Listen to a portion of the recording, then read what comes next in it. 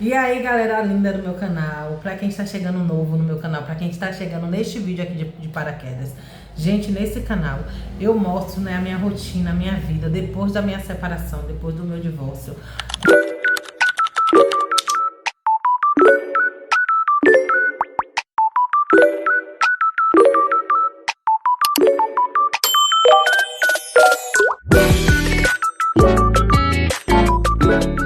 Mostro, né, a minha rotina, a minha vida depois da minha separação, depois do meu divórcio.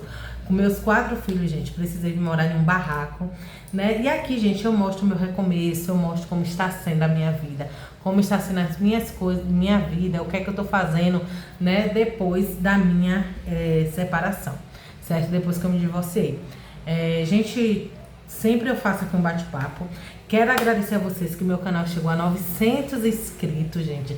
Já estou perto de bater 1000. Como já falei pra vocês, uma das formas de monetizar o canal é ter pelo menos 1000 inscritos.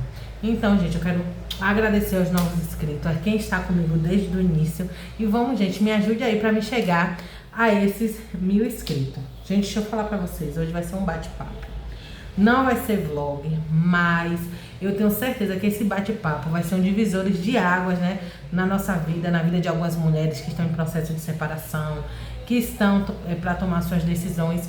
E aqui, gente, eu compartilho, né, algumas situações que eu passei na minha vida, dou alguns conselhos, dou algum direcionamento. E hoje, gente, eu quero começar aqui contando para vocês uma história totalmente verídica, certo? Que aconteceu de uma pessoa que eu conheço, e eu quero que vocês escutem, prestem atenção, a gente bata aquele papo gostoso, para que a gente possa, tirar exemplos de coisas que a gente não pode admitir, coisas que a gente não pode negociar de forma nenhuma na nossa vida. Gente, eu conheço uma mulher que ela, né, conheceu um homem, esse homem foi o devedor dela, certo? Ela teve 3 filhos com esse homem, foi morar na casa desse homem, esse homem tinha uma casa de herança ali deixada pelos seus pais, né, pra ele. E aí ela foi morar nessa casa com ele, chegando lá, né, ela casou, teve 3 filhos e morou ali durante alguns anos com esse homem. De repente, esse homem, ele arranjou uma mulher na rua, certo? Uma amante na rua, e decidiu que queria ficar com essa amante. E aí, o que é que esse homem fez? Esse homem se separou dela, mandou ela embora com os 3 filhos dela. Ela voltou para morar na casa da mãe, certo? A mãe, o que é que a mãe fez? Como a mãe tinha uma casa grande, dividiu a casa, deu uma parte da casa para ela morar com seus 3 filhos, certo? E assim, gente, foi o que aconteceu com essa mulher. Só que assim, o que é que aconteceu depois disso?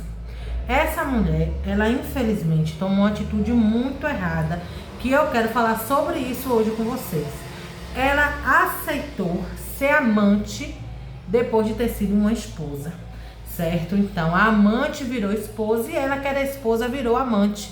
Só que ela era aquela mulher que ela não se contentava, não entendia o que tinha acontecido, ou não se respeitava, a ponto de muitas vezes ela ir para casa das irmãs desse homem, que era vizinha da casa que ela morava com o marido dela, que agora o marido dela mora com a amante.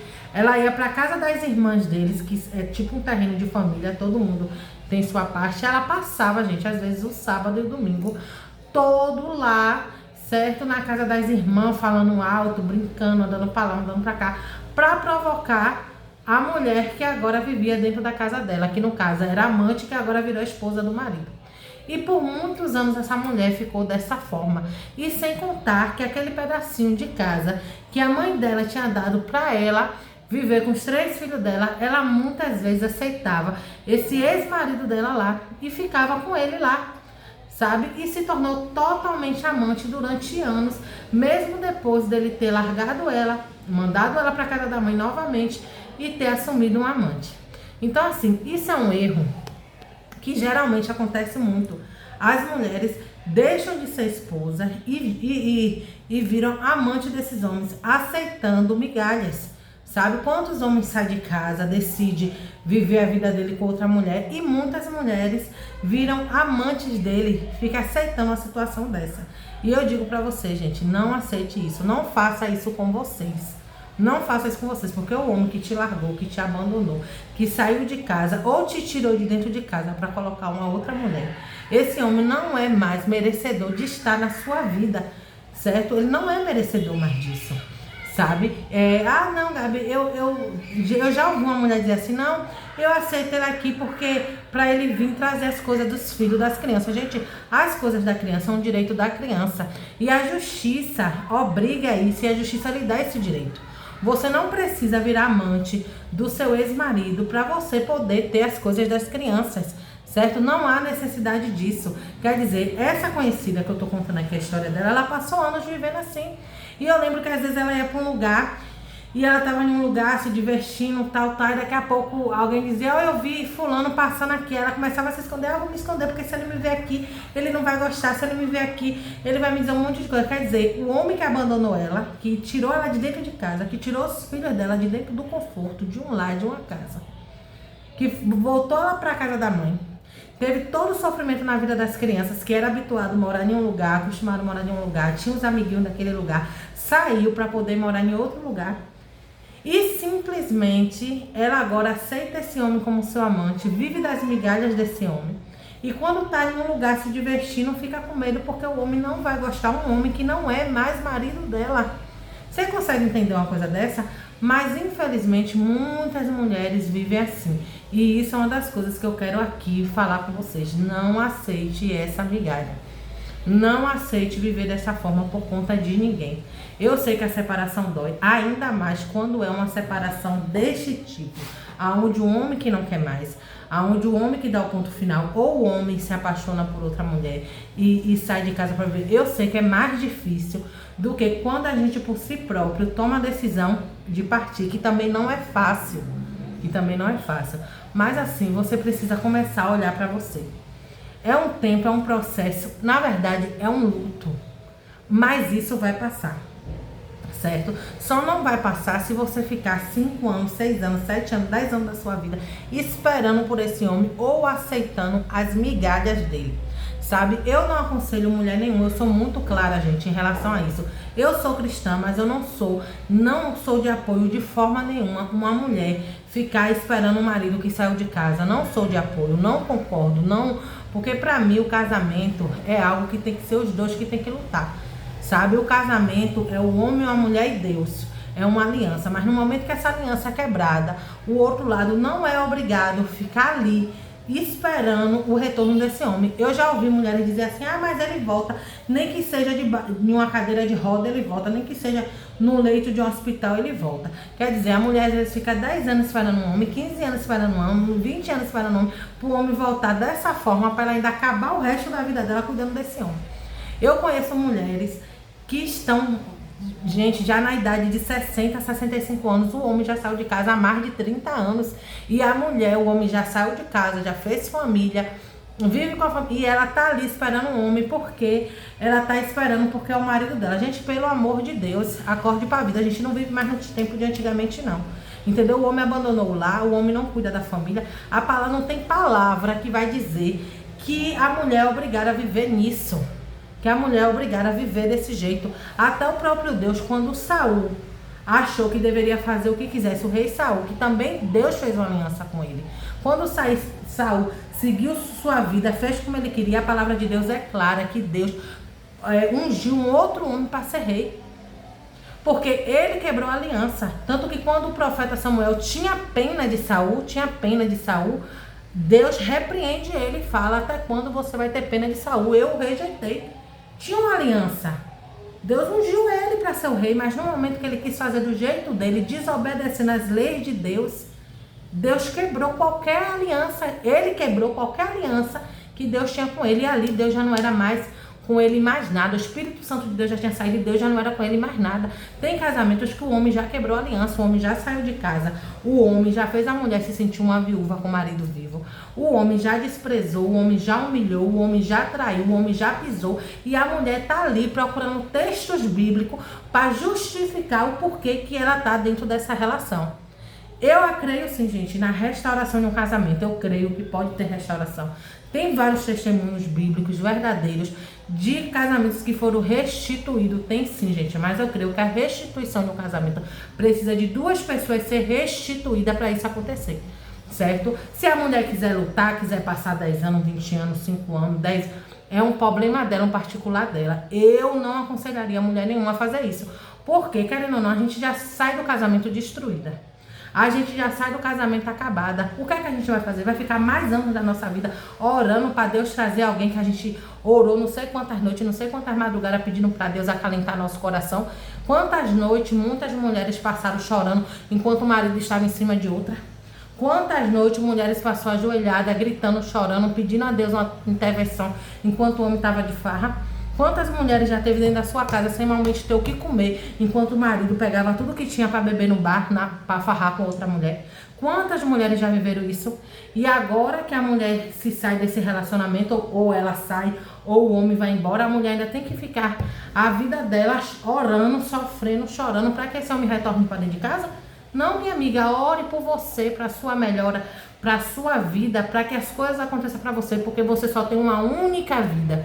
Você vai destruir a única vida que você tem em prol de um homem. Nem tudo na nossa vida é um homem, nem tudo na nossa vida é um casamento. A gente pode sonhar, a gente pode trabalhar, a gente pode viver muito bem sozinha, certo? Ou com os nossos filhos, que não é ruim, é bom, é gostoso, a gente aprende a viver com isso. A gente pode ter foco na nossa vida, meta na nossa vida, sonhos na nossa vida. E se for de amanhã depois a gente arranjar alguém, que a gente esteja sarada, curada, que é outro assunto que eu quero falar aqui com vocês hoje. Outra questão também é essa, que muitas vezes, sabe, gente, a mulher, ela se separa do homem ou vice-versa, o homem vai embora, como eu acabei de explicar aqui. E aí, qual é a atitude dessa mulher? Muitas vezes, essa mulher, ela se joga a vida dela para fazer uma merda atrás da outra, uma besteira atrás da outra, que, sinceramente, ela só acaba com ela, certo? Com os filhos, as que têm filho, ainda desestabiliza totalmente também a vida dos filhos, porque muitas mulheres muitas vezes se separam dos homens e falam assim, agora eu vou viver. Lógico, a gente tem que viver mesmo, tem que viver, mas tem que viver da forma certa. A gente tem que viver, mas não é. Um exemplo, eu me separei, agora eu vou começar a pegar os amigos dele, ou ficar se rebaixando, pegando um, pegando o outro. Toda semana tá com um homem diferente. E vai pra festa, e larga os filhos na mão de vizinho, larga os filhos na mão de pai, na mão de alguém, e faz aquela bagunça na vida, sabe? E começa a fazer um bocado de besteira, querendo se preencher, querendo ser curada daquela dor. Mas, infelizmente, eu quero trazer algo pra vocês, real. Vocês não vão se preencher, vocês nessa vida, pelo contrário.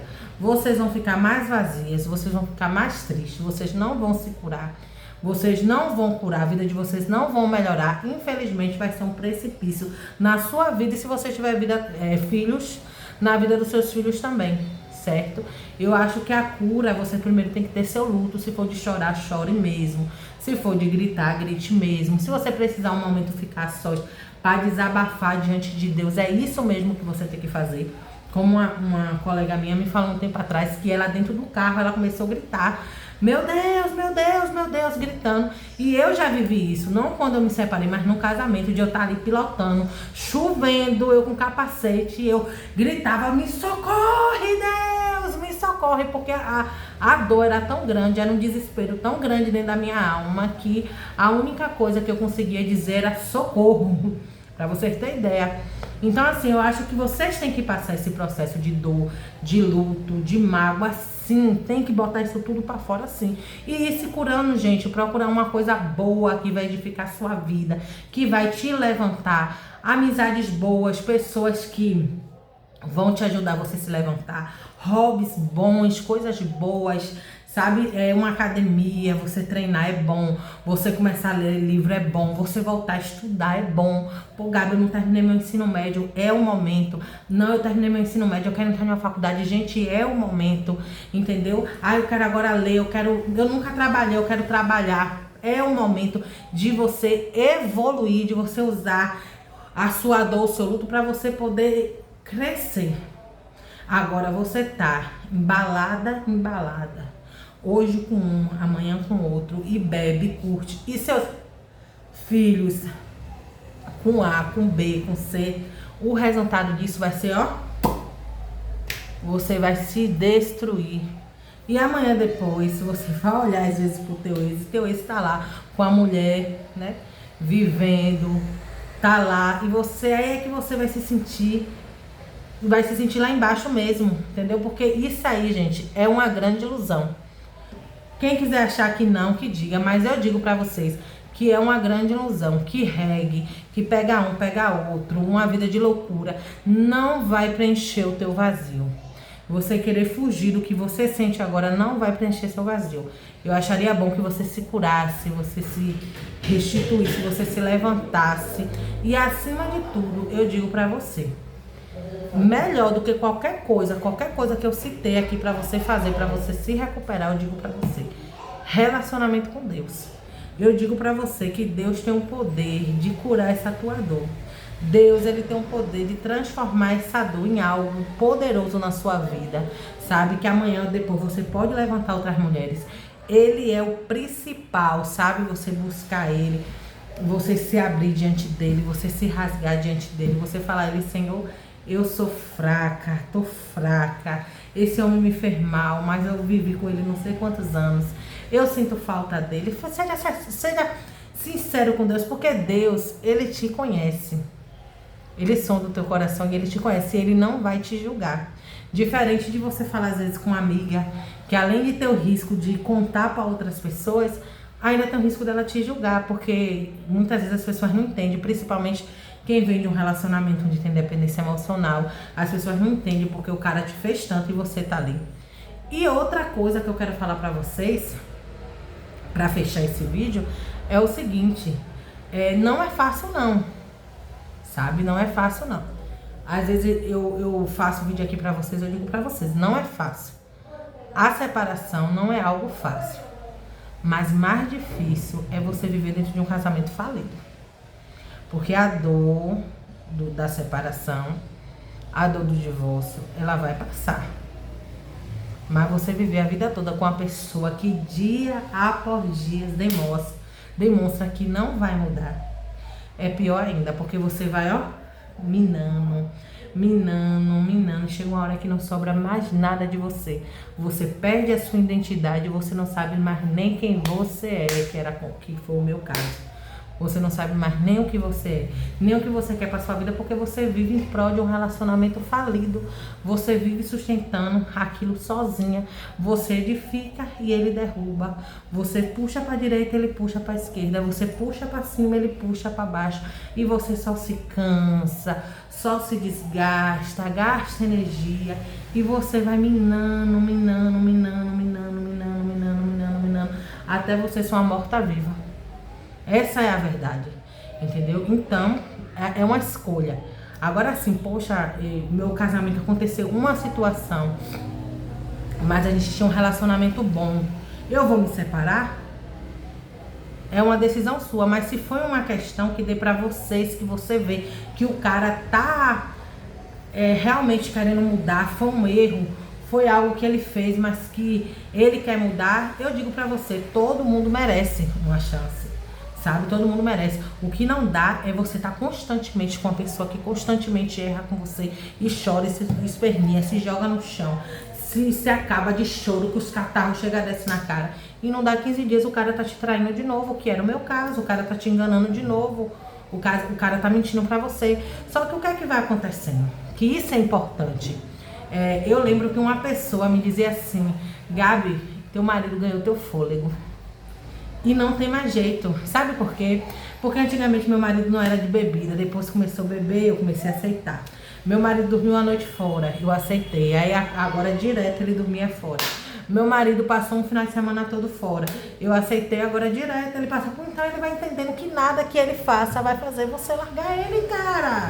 Você vai olhar o celular dele, você vai achar, você vai gritar, você vai se debater no chão, mas depois tu tá lá com ele. E pior, que eu ainda tinha esse defeito. No outro dia você fala para as pessoas o que ele te fez, as pessoas ficam com raiva dele, e no outro dia tá tu com tua cara de banana, como eu era, postando fotos, se declarando pro cara. Um cara desse vai te respeitar quando? O meu casamento, gente, ó, faliu porque eu aceitei, eu passei um tempo que eu virei uma trouxa. O homem fazia tudo comigo e pra mim tava tudo certo. Eu vou dizer pra vocês, eu queria muito que meu casamento desse certo. Eu queria muito, de verdade, sabe? Eu queria de verdade que meu casamento desse certo. Mas eu tive que ir embora porque o meu marido não queria. E eu tive que entender. Entendeu? Ele queria, assim, a vida de casado em casa. Toda a regalia de um homem casado. Roupa lavada, comida pronta, uma mulher só sua. Chegar dentro de casa, tá tudo limpinho, sabe? Ter aquela vida boa de casamento, de casado. Ter uma mulher pau a pau com ele. Deu quanto? Deu 1.000, tome 500 aqui. Deu quanto? Deu 2.000, tome 1.000 aqui. É bom, é ótimo. Mas quando saía de casa, era solteiro. Eu lembro que no carro do meu marido, nem o bebê conforto dos nossos filhos podia ficar. Era a gente descendo do carro e tirando tudo que pertencia a gente. Uma garrafinha dos meninos não podia ficar, uma sandália minha não podia ficar, não poderia ficar nada. Mas eu vivi anos achando pertences de mulheres pro carro do meu marido. Já achei xuxa de cabelo, piranha de cabelo, batom de batom, gloss, protetor solar.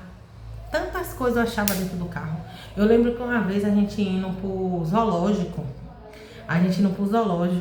E aí a gente toda animada que a gente ia pro zoológico, passar um domingo no zoológico. Quando eu entro dentro do carro, eu vejo no lugar onde passa a marcha uma xuxa de cabelo.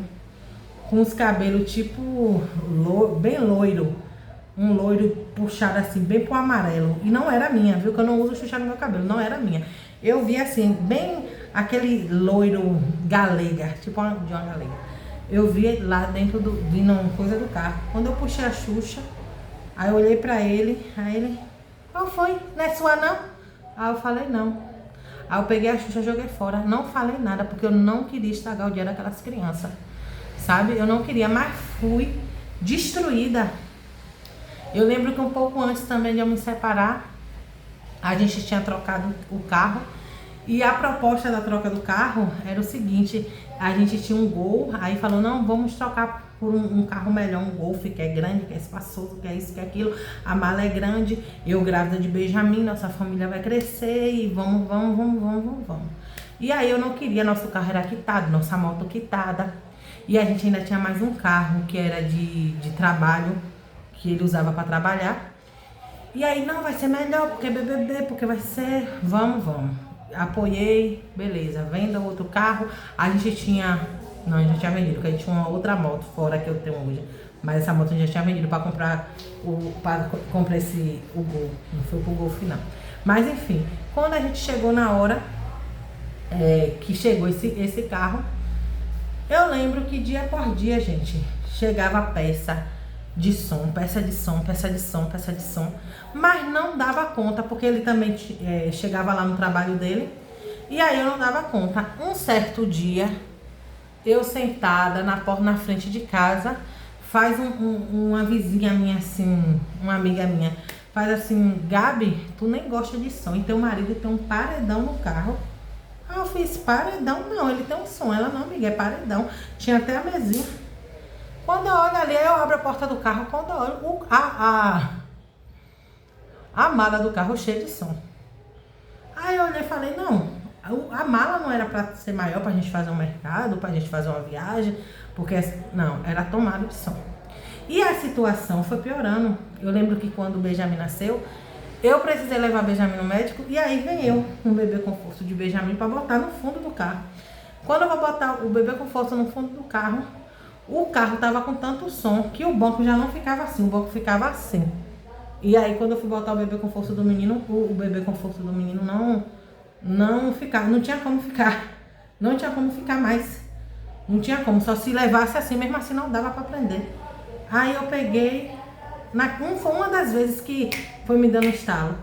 Eu fui, peguei meu filho, aí falei, o menino vai solto? E como é que a gente vai levar a Radassa? Como é que vai os dois no meu colo no banco da frente? Quer dizer, presta atenção. A gente tem um carro. E o carro não cabe os filhos. Esse homem quer casamento? Esse homem quer estar comigo, quer estar com meus filhos. Ele não quer. Ele não quer e eu vou fazer o quê? Eu vou obrigar, eu vou insistir, eu vou matar, eu vou fazer o quê? Eu tenho que entender que ali na vida dele não me cabe mais. O carro era para um homem, uma mulher e o som atrás, não era para uma família. E aí eu fui entendendo, quando eu fui nesse dia, não levei Radassa, levei só o Benjamin para poder vacinar. Vacinei Benjamin e vim para casa entendendo que não tinha mais lugar. E ainda teve uma outra vez que a gente precisou sair, que ele falou, se a gente for sair, o carro tá com muito som atrás, a gente vai ter que pegar o carro do trabalho. O carro do trabalho era um carro todo podre de graxa. Todo podre de graxa, que o meu ex-marido trabalhava com isso. E aí eu teria que ir com as crianças no carro para chegar num lugar toda podre de graxa, eu e as crianças, porque o que era novo, o Golf da família, não cabia a família. E aí eu pergunto para vocês, faz sentido eu continuar em um lugar assim? Faz sentido eu continuar empurrando um casamento assim? Por isso, gente, que eu tomei a minha decisão, sabe? Eu tomei minha decisão. Porque tudo era um problema. O cara, a gente morava de aluguel, ia pagar o aluguel, era um problema, era uma briga. Ia pagar uma conta de água e de luz, era uma briga. Ah, porque tá gastando muito. Vai pro mercado, era outra briga. Ela não sei, o cara não quer. Não quer, então, ó, o que é que eu fiz? Entendi, respirei, orei, falei muito com Deus. Antes de eu tomar essa decisão, eu já tinha perdoado inúmeras coisas para poder estar no meu casamento, para poder viver com meu marido, viver com meus filhos, porque é difícil você sozinha, certo? Agora mesmo, dia 8, agora do mês de julho, foi o aniversário de Radassa. E esse ano, no ano passado, eu fiz até o aniversário, que eu fiz um vlog aqui, só que esse ano eu não pude fazer. Como vocês sabem, eu vou bater a laje esse mês e é muito custo, eu não posso mais fazendo... Eu não posso mais gastando. Então eu não fiz nada. Mais um exemplo. Se a gente fosse casado, não, bora botar as crianças, bora na praia, bora na Lagoa da Baité, bora no shopping, sabe? Às vezes os meninos adoecem, eu tenho que pegar Uber. Aí ele fala, mas eu mando o dinheiro do Uber. Beleza. Mas o Uber não me ajuda a segurar a sacola. O Uber não me ajuda a segurar a criança no colo, porque a criança quando tá doente, deixa eu dar uma cortada aí no vídeo, porque eu dei uma crise de espirro. Mas vamos voltar. A criança, quando tá doente, ela não quer ficar no chão. Ela só quer ficar no colo, certo?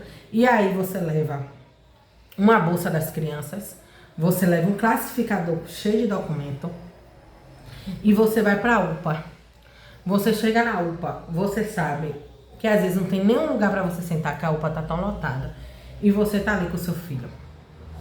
Quando o pai tá ali do lado, ele ao menos segura a criança, você segura a bolsa, você vai ali, faz uma ficha, você consegue beber uma água, né? Você sentar em um lugar, o cara já pega uma água para você, velho, e acha que só pagar o Uber, tudo isso resolve, não resolve. Gente, deixa eu falar para vocês algo, só para vocês entenderem uma coisa.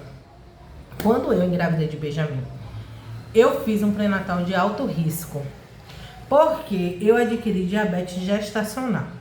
Com isso, eu fazia meu pré-natal no posto e a médica me indicou para fazer na maternidade de referência, que a maternidade de referência daqui da Bahia é a maternidade Magalhães Neto, que todo mundo do interior, todos os casos complicados, todas as mulheres que têm problema faz o pré-natal lá.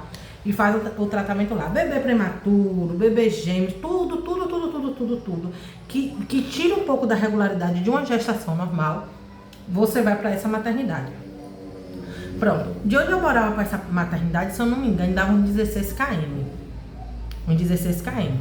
E aí eu precisava fazer esse pré-natal de alto risco semanalmente, porque talvez eu ia precisar tomar insulina. Aí, só que aí eu fazia uma dieta. Todo dia eu tinha que furar meu dedo antes de comer, depois que eu comia. Geralmente eu furava 6 vezes meu dedo no dia. Meu dedo parecia uma peneira. Parecia uma peneira. E aí eu furava, tirava o sangue, colocava na maquininha e tinha que colocar o horário, quanto deu, quanto não deu. E toda semana eu tinha que levar isso pro médico. E tinha semana que eu precisava ir para esse pré-natal 2 vezes. Por quê? Porque eu precisava fazer exame. Muitos exames, gente. Era muitos exames, muito exame mesmo. Até porque Benjamin, ele tem um crescimento muito grande. Ele cresceu muito rápido na minha barriga. Né? Ele crescia muito, muito rápido. Em 15 dias eu fazia ultrassom. E todas as vezes, tinha vezes que Benjamin chegava a ganhar 500 gramas, que era muito. Então, com isso... tanto que Benjamin, quando fez 37 semanas certinho na minha barriga, né, que geralmente um bebê nasce com 39, 40, 41, 42, quando fez 37 semanas, a médica, a doutora Gabi, que era até minha xará, ela falou pra mim assim, vamos tirar, porque ele já tá com quase 4 quilos. Se a gente esperar mais 3 semanas, ele pode chegar a 5 quilos. 6 quilos, então bora interromper logo a gravidez. Então assim, o que é que eu quero falar com vocês? Eu ia todas as semanas, até 37 semanas, que já são praticamente a entrada de 9 meses. Eu ia pro pré-natal de moto. De moto. Escondia meu capacete. Escondia não, dentro da minha moto tem um baú e eu botava meu capacete ali dentro pra médica não ver. Que eu ia pro pré-natal de moto. Com a barriga desse tamanho e eu pegando BR. E eu era casada. E a gente tinha 2 carros. Vocês estão entendendo o que eu tô falando pra vocês? Eu ia só. Porque todas as vezes que eu pedia uma atenção no pré-natal era uma briga. Porque não queria, porque não gostava de médica. E uma vez que me acompanhou, chegou lá, me tratou mal, ficou lá o tempo todo de cara feia. E foi mesmo que nada, sentou bem longe de mim, eu caí lá. E eu vi os tratamentos dos outros maridos, né? Pegando uma água pra esposa, um vinha com mingau da rua, outro vinha com suco, perguntar se tava com fome. A mulher deitava no ombro e eu não. Eu comecei a entender que, poxa, não tinha mais como aquilo ali continuar. Sabe? Não tinha mais como. Eu peguei e falei, não, pode deixar. Eu vou só pro meu pré-natal, não tem problema não. E eu ia pro meu pré-natal. Teve uma vez que eu liguei e falei assim... Eu tô sentindo umas contrações, não sei se é contrações de ensaio, porque eu já entrei em 35 semanas. E aí liguei, e aí como é que a gente faz? Ah, eu vou cortar meu cabelo, não dá pra você ir devagarzinho não, quer dizer, se eu estivesse entrando em trabalho de parto, se eu entrasse no meio da pista, eu paria na rua. Então eu te pergunto, do que é que adianta eu estar em uma vida dessa, em um casamento desse? Não adiantava mais nada. Fui meu pré-natal até minhas 37 semanas sozinha de moto. Tinha semana que eu estava lá no pré-natal 2 vezes na semana. Eu orava a Deus, Senhor, não tenho como. O bairro que eu morava é muito difícil. Até de sair, você até sai, mas na hora de voltar para pegar um Uber, era muito ruim de vir Uber, né? Porque é considerado um bairro assim perigoso. E aí com isso não tinha. E aí, ônibus também, minha filha. Eu odeio andar de ônibus. E aquele 1 ano pra você chegar em um lugar, pega o ônibus, desce aqui, desce ali. Eu ia com minha moto. Entendeu? Então, essas coisas que eu falo hoje, pra qualquer mulher, o casamento você tem que viver como casado. Não adianta você ter um casamento e você viver sozinha. Não adianta você ser casada e ser viúva de um homem vivo. Tem mulheres que são viúvas de maridos vivos. Não adianta você querer sustentar um casamento e ficar tentando algo que a pessoa não quer. Não adianta só você ser casada. Não adianta só você fazer, só você se sacrificar, só você lutar. E a outra pessoa do outro lado só fica vermelho. Você faz força, ele fica vermelho. Você faz força, ele fica vermelho. Então, quando eu tomei a minha decisão de sair de dentro de casa, a única coisa que eu tinha... Gente, a única coisa que eu tinha era um barraco. Como eu já expliquei pra vocês, quem quiser pode olhar aí meus outros vídeos. Eu, em uma ocupação, certo? Em uma ocupação, em uma fazenda. A gente ocupou essa fazenda que já tinha anos e anos abandonada. E quando ocupou, chegou lá, deu um lote para todo mundo. O meu lote, o meu terreno é um terreno 8x9. Num tempo a gente não tinha posse, então a gente não poderia construir de bloco. Todo mundo tinha que ter um barraco dentro. E ali eu fiz meu barraco, fiz uma fossa. Gastei 5 mil reais, fiz esse barraco, fiz a fossa. O barraco só tinha 2 vão e um banheiro. Peguei meus 4 filhos, fui morar dentro de um barraco de madeirite com um banheiro. E chegando lá, aos poucos eu tô refazendo minha vida, certo? Aos poucos eu tô refazendo. Mas eu saí de uma vida totalmente diferente, de uma zona de conforto, para me desafiar com toda a dificuldade, para estar nesse lugar com meus filhos. mas eu precisava recomeçar, entendeu? É fácil? Não é, mas hoje eu encontrei paz, sabe? Equilíbrio para um monte de coisa. Muitas coisas, gente, eu preciso de muita coisa, de muita coisa. Mas eu já dei um grande passo e as coisas vão acontecer com o tempo, entendeu? A gente só precisa ser forte e ter coragem. Só não vale a pena a gente ficar sustentando um casamento falido. Não vale a pena você querer ser esposa de quem não quer ser seu marido. Não adianta você querer de ficar num lugar onde o cara só derriba, só destrói, entendeu? Só destrói. Então não tem como, entendeu? Então eu peguei o que tinha de valor pra mim, que eram meus filhos, dei fim quase tudo que eu tinha, peguei 30% das minhas coisas e levei. E desses 30%, a metade eu ainda tive que dar fim, porque não dava nada lá. Minha casa era 9 vão, era alugada, mas era 9 vão. Fui morar em um barraco de 2 vão, sabe? Quando a gente chegou lá, durante o dia era um calor, durante a noite um frio, pingueira em cima da cama. Menina, a gente passou por tanta coisa. Escola não tem no bairro, não tem médico perto, não tem mercado perto, não tem nada perto, tudo longe, sabe? E eu me via que não uma barata tonta rodando pra lá e pra cá, levando uma na escola, pegando outra da escola, fazendo e acontecendo. Mas estamos aqui, sabe? Quando eu me separei, eu estava no último ano para terminar o meu ensino médio, sabe? Tentei voltar a estudar lá, não consegui, porque ficava muito puxada a minha rotina, porque de manhã eu levava um e pegava as minhas meninas mais velhas, de tarde eu levava um e pegava, e aí de noite eu ainda tinha que ir para a escola, sendo que cada uma em um bairro, não era no mesmo bairro. E aí ficou muito puxado para mim. Aí o que é que eu fiz? Era o último ano, eu fiz um Enseja, me matriculei no Enseja, fiz minha prova do Enseja, terminei o ensino médio. Maravilha! Terminei hoje, no outro dia eu estava matriculada na minha faculdade. Estou no 2º semestre da minha faculdade de teologia para a honra e glória do Senhor Jesus, certo? A minha casa tá lá, que eu vou bater a laje esse mês. Comecei pequeno, mas já vou bater a laje. Minha habilitação de carro, que eu tinha 10 anos que eu queria tirar minha habilitação, tirei também nesse ano. Tá vendo aqui? Eu tô no meu estúdio. Que eu já tinha fechei meu estúdio antes de me separar e agora abri meu estúdio de novo, nesse tempo que eu tenho separado. Então assim, gente, a minha vida não parou. Eu tenho 1 ano e 4 meses separada e eu estou vivendo, eu estou evoluindo. E eu posso dizer para vocês, em nome daquele todo-poderoso Deus, em nome dele, que esse canal aqui, vocês ainda vão ver grandes coisas que o Senhor vai fazer na minha vida.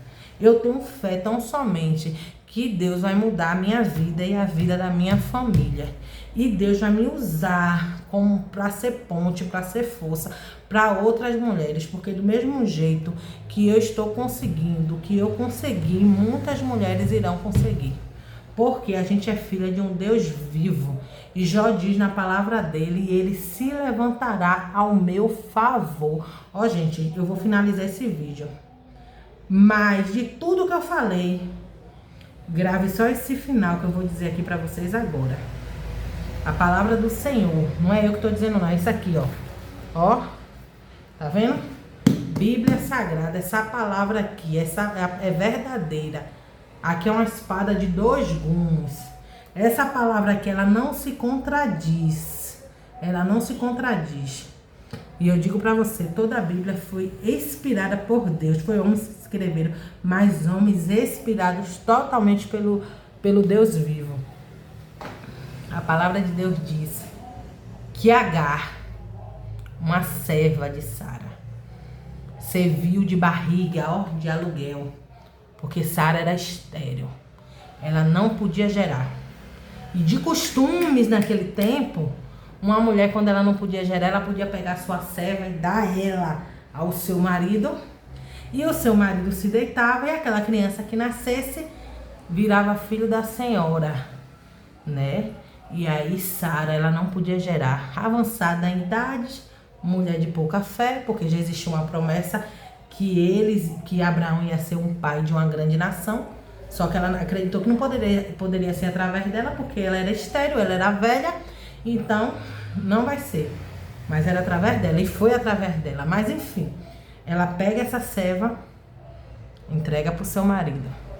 Seu marido vai, se deita com essa serva, engravida de um filho. Essa mulher engravida, um varão, um filho.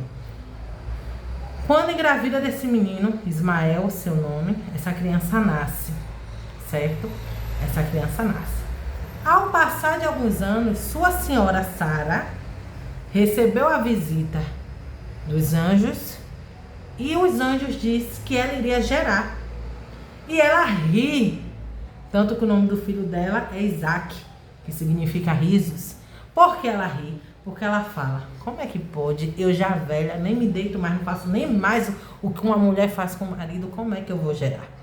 Só que a palavra do Senhor diz que esta mulher gerou e teve o seu filho.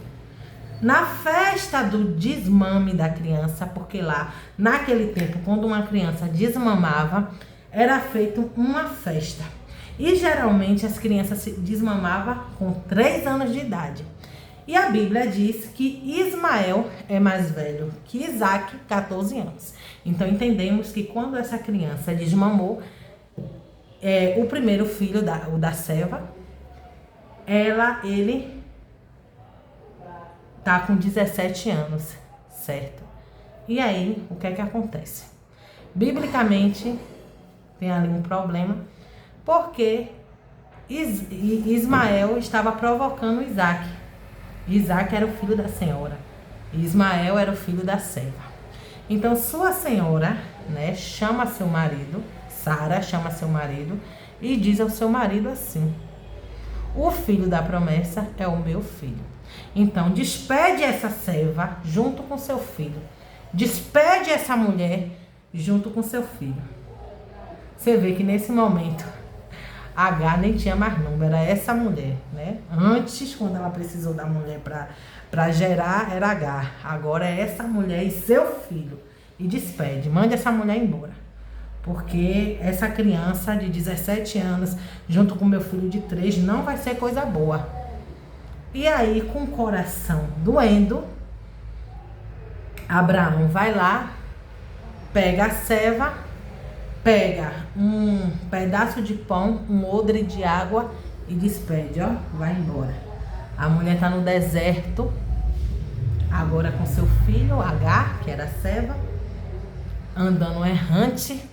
O pão acabou, a água acabou, e essa mulher pega seu filho, deixa em uma distância, de um arco de distância, debaixo de uma árvore, de alguma coisa assim, e ela vai em prantos e chora diante ao Senhor, porque ela não quer ver seu filho morrer. Acabou a água, meu amigo, no deserto. Acabou a água, acabou a comida, pode esperar que o que vem é a morte. Não é? Mas com ela não. Porque quando ela estava chorando, a palavra de Deus diz que o anjo fala a ela: Agar, ó, sua senhora não lembrava mais seu nome não, falava essa mulher, mas Deus sabe o nome dela. E fala: Agar, por que tu choras? E ela fala: porque eu não quero ver meu filho morrer. A mulher agora sem voz, saiu de lá do meio do acampamento da proteção, não tinha voz, não tinha vez, não tinha mais nada, não era mais nada, nem ninguém, mas está ali no meio do deserto. Mesmo que as pessoas viram ela como nada, Deus, o anjo, fala com ela. Que biblicamente quem falou com ela foi o próprio Deus. E pergunta: por que você chora?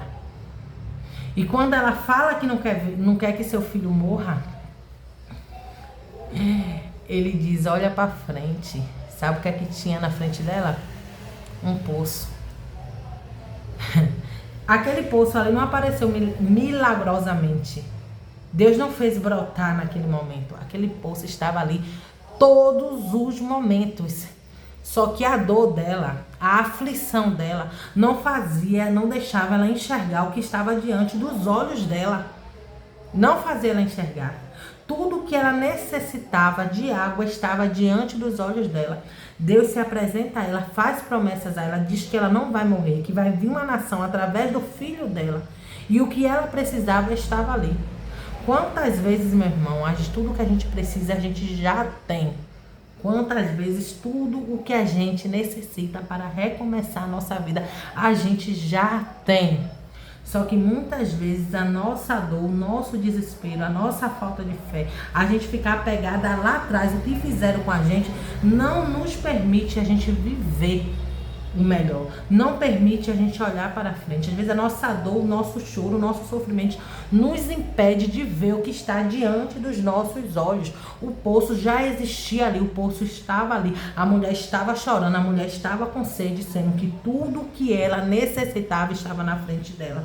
Então a mesma coisa fui eu. Tudo que eu necessitava podia ser um barraco, podia ser dentro de uma ocupação, certo? Podia ser da forma mais difícil, mas eu tinha o que eu precisava. Eu tinha o que eu necessitava para aquele momento, eu tinha. Então, eu já tinha o que eu precisava, só que a minha dor e o meu sofrimento não permitia que eu visse aquilo que estava diante dos meus olhos. E hoje eu venho aqui para te dizer, mulher, que o que você precisa, muitas vezes você já tem. Você só precisa ter direcionamento de Deus para você começar a caminhar. Naquele momento, ela só precisava de água. E Deus fez inúmeras promessas para a vida dela que foi realizada. Porque promessa de Deus e realidade é a mesma coisa. Se Deus te prometeu, Ele vai realizar no tempo dele. E na hora, lembra que eu te falei no início? A promessa era sobre Sara, só que Sara já se achava velha, ela era estéril, mas a promessa foi cumprida através dela. Ela que se precipitou em chamar uma outra mulher. E hoje, se Deus te prometeu algo na tua vida, tenha certeza que Ele vai cumprir. Não importa as suas circunstâncias hoje. Não importa como está a tua vida hoje. Não importa se você está cheio de dívida hoje. Não importa se você mora de favor hoje. Não importa se seu casamento hoje está no fim. Não importa se seu casamento já acabou.